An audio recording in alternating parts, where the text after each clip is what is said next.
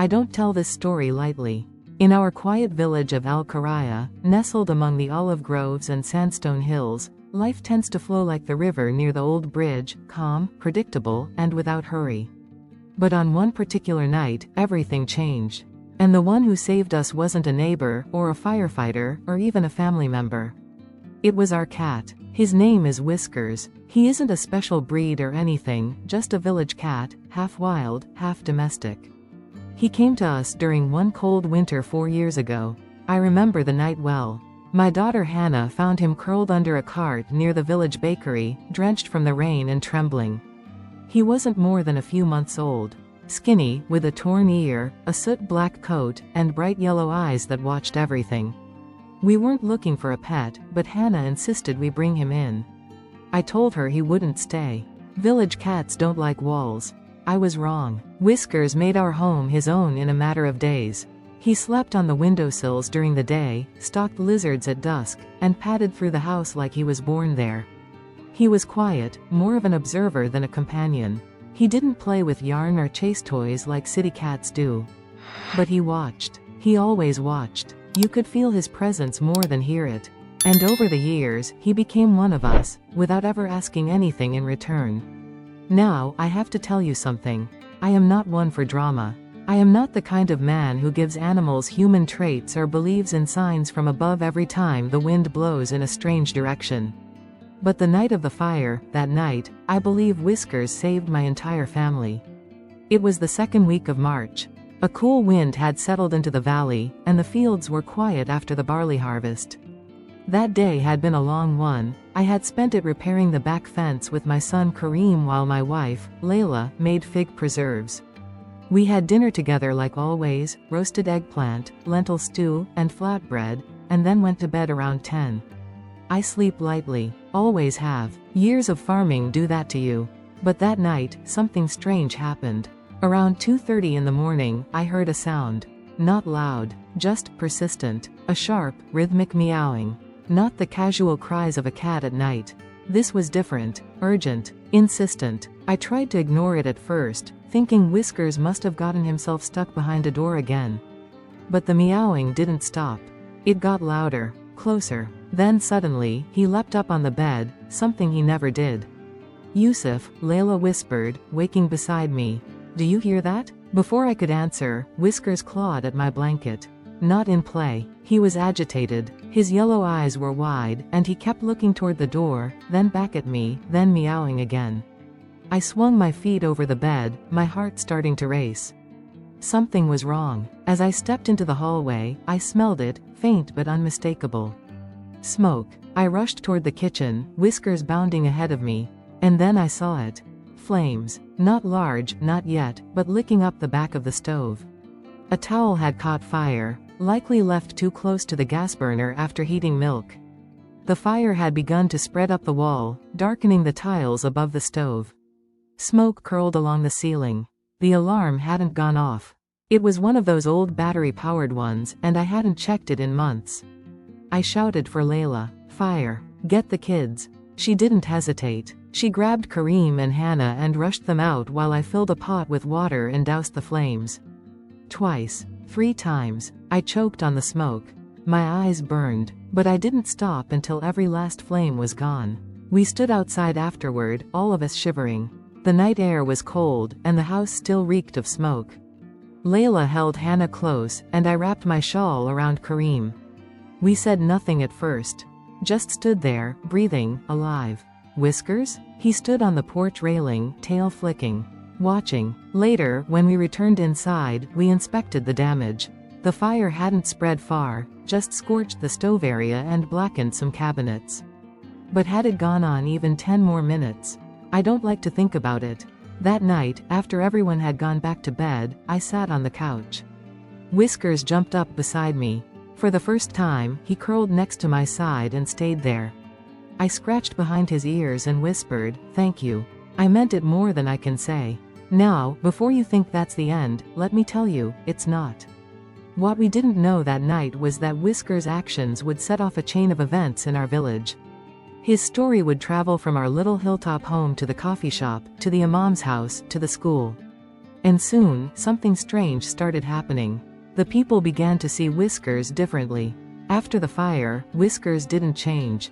He still disappeared during the day, wandering the olive orchards and slipping between houses like he always had. He still refused to be held, still ignored toys, still stared at the sky when birds passed overhead. To him, it seemed like just another night. But to us, my family, he became something more. Word got out quickly, as it tends to in a village. The very next morning, after I swept the scorched tiles and replaced the gas cylinder, I went to the bakery for bread. I didn't even open my mouth before Abu Mar, the baker, said, "Yusuf, is it true? Your cat saved you from a fire?" I nodded. That was all it took. By noon, everyone knew. The neighbors came by to check on us, some out of genuine concern, others out of curiosity. "A cat? Really?" they'd say. "You mean the black one with the torn ear?" One man, Jaber the Mason, said skeptically, "Cats don't warn people. They run. That's what animals do." I didn't argue. I simply told them the truth. That Whiskers had jumped on my bed, clawed my blanket, and cried until I followed him. That if not for that, the fire would have spread to the wooden ceiling, and the entire house could have gone up in flames. I would have believed it myself only because I lived it. People started to look at Whiskers differently. I began hearing odd things. Children who used to chase him with sticks now offered scraps of food. Rami, the widow who sells eggs, started leaving out bowls of milk on her doorstep. A teacher from the village school asked if she could write a lesson about him for her students. At first, it made me uncomfortable. I didn't want this to turn into something dramatic. Whiskers wasn't a hero in his mind. He was just a cat. But the story grew on its own. 2 weeks later, the imam of the mosque, Sheikh Farid, asked to speak to me. I respected him greatly, wise, fair, and not given to superstition. "I heard what happened," he said. "And I believe you." I nodded, unsure of what to say. "I've been thinking about something," he continued. "Every Friday I remind people to take care of those in their homes. Wives, children, even servants. But maybe I should speak about animals too." That Friday, during the khutbah sermon, he did. He spoke of kindness to animals in the words of the Prophet Muhammad, peace be upon him, and then he told the story of Whiskers. Quietly, plainly, without theatrics. And I watched the faces of the people as they listened. Something in them shifted, not in the way they looked at cats, though that, too, but in the way they thought about small things. Quiet things, the unnoticed. You see, Whiskers had done something no one expected. He hadn't just saved us. He reminded people that sometimes, it's the quietest among us who see the danger first. Who act when others sleep. A few days later, the village council invited me to a small gathering. They said it wasn't formal, just tea and talk. But when I arrived, they handed me a framed photo, one taken years ago by a visiting university student. It showed Whiskers sitting on the edge of the irrigation ditch, back straight, tail curled around his paws, watching the sun dip over the hills. They wanted to hang it in the village center. I declined. I said he wouldn't care for attention. Just let him be what he is. They respected that, but the story still moved. I later heard from a cousin in the next town that even their children had started talking about the cat who woke the sleeping house. And more than once, I caught a stranger passing by my home, hoping to catch a glimpse of him. Through it all, Whiskers stayed Whiskers. He watched birds. He ignored calls. He came home only when it suited him.